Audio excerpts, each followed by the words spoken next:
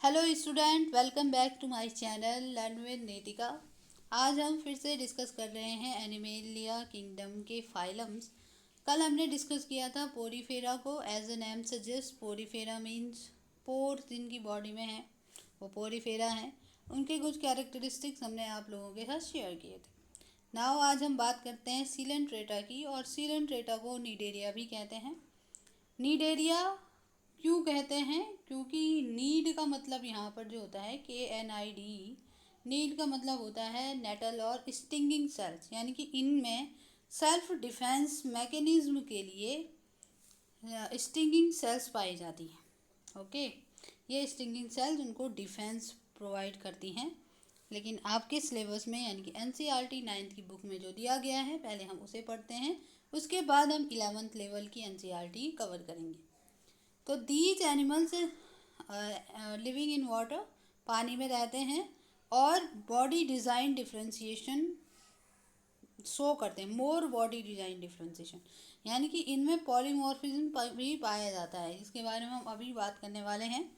There is a cavity in the body, obviously Coelenterata, सील यानी कि इनके अंदर, सील का मतलब यहाँ पर कैविटी से भी होता है, जैसे कि कल हमने पोरीफेरा में भी पढ़ा था कि पोरीफेरा के अंदर जो है स्पॉन्जोसील पाई जाती है, कैविटी पाई जाती है, जो पूरा वाटर कैनाल सिस्टम जो उसके अंदर होता है, कैनाल सिस्टम, ये सारा कैसे वर्क करता है ये हमने कल बात की थी। तो सेम यहाँ पर भी ये कैविटी पाई जाती है।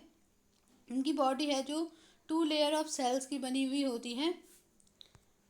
फर्स्ट लेयर जो है वो आउटसाइड ऑफ बॉडी, यानी कि बॉडी की जो आउटसाइड वाला पार्ट है उसको बनाती है, और जो दूसरी है वो इनर लाइनिंग को बनाती है।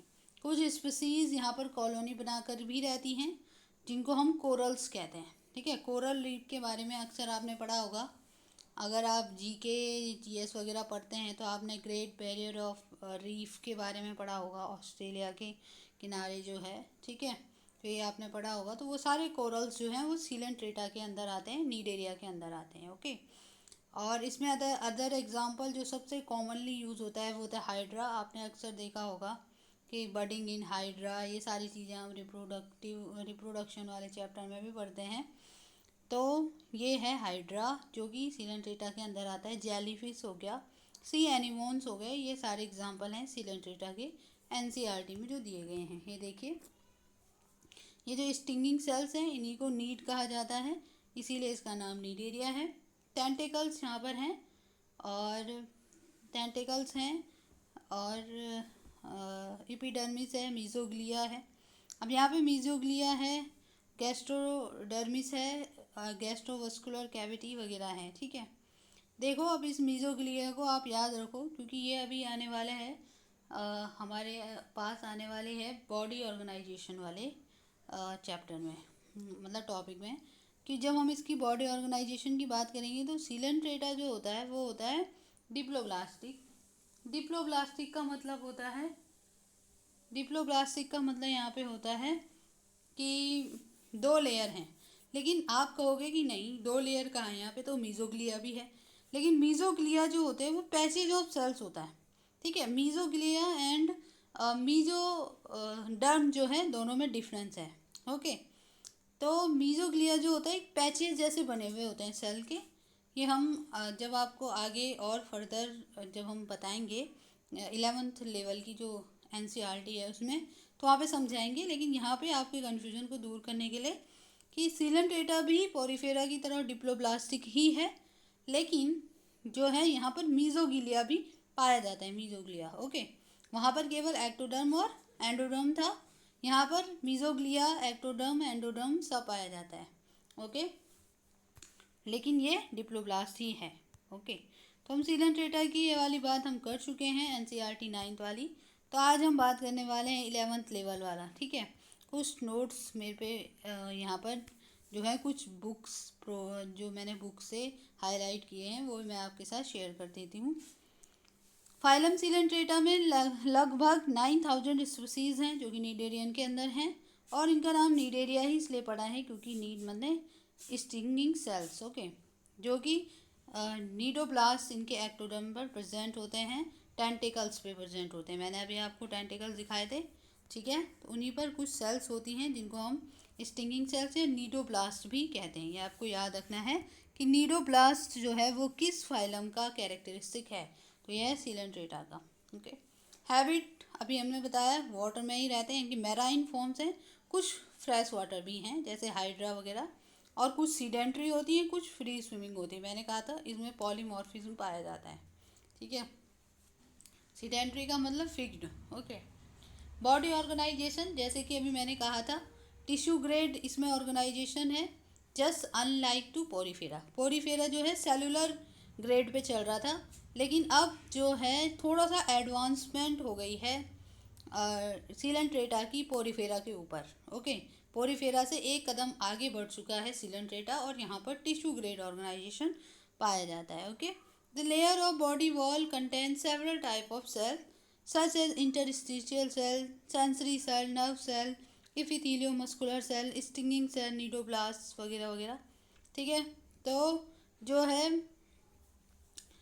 ये लेयर ऑफ बॉडी, इनमें मैंने अभी बताया था आपको कि 2 लेयर्स हैं, जिनसे जो एक लेयर है वो आउटर साइड ऑफ बॉडी बना रही है, वहीं जो दूसरी लेयर है वो इनर साइड ऑफ बॉडी बना रही है।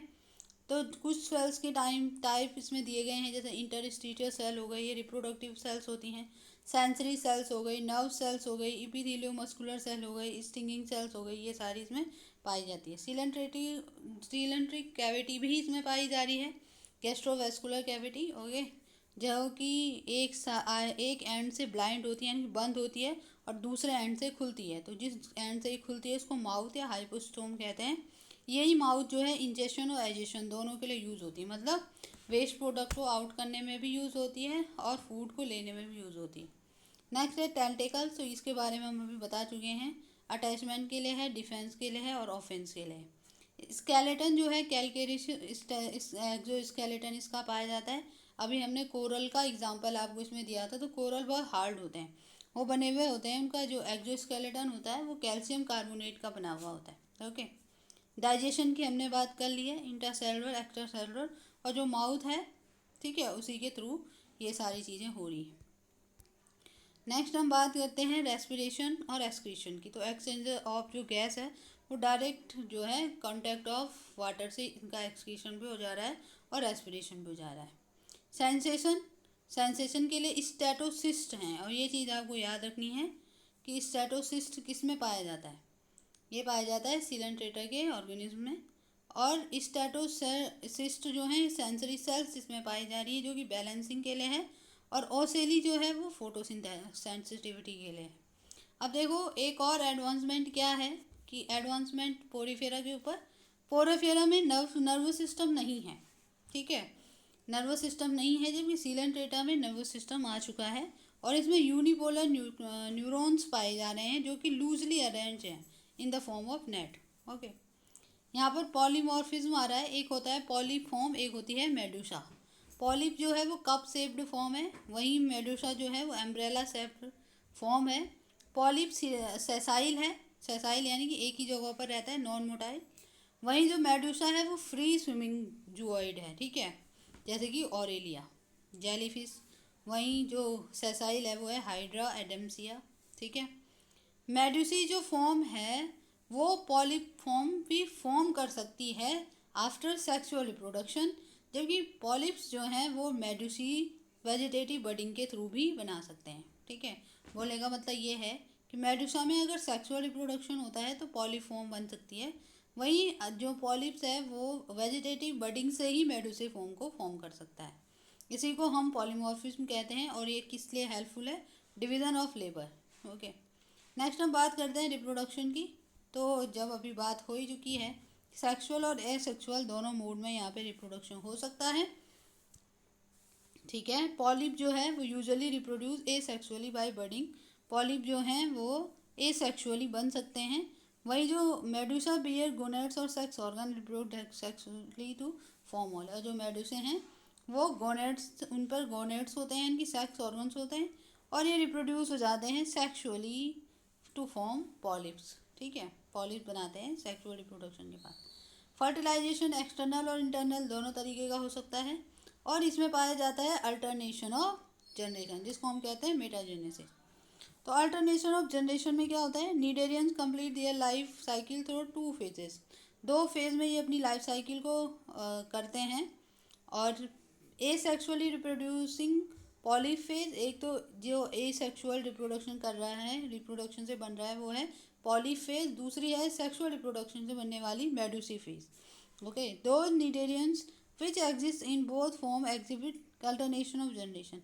और ऐसे नीडेरियन जो कि दोनों फॉर्म में एग्जिस्ट कर सकते हैं, मतलब पॉलिप भी हो सकते हैं और मेडुसी भी एग्जिस्ट हो सकते हैं, उसको हम कहते हैं अल्टरनेशन ऑफ जनरेशन, और इसी को कहते हैं मेटाजेनेसिस। ओके, तो ये था हमारा सीलन ट्रेटा। अगर आपको कुछ भी कन्फ्यूज़न लग रहा हो तो आप हमसे कमेंट सेक्शन में कह सकते हैं, हम उसको और क्लियर करने की कोशिश करेंगे। Thank you.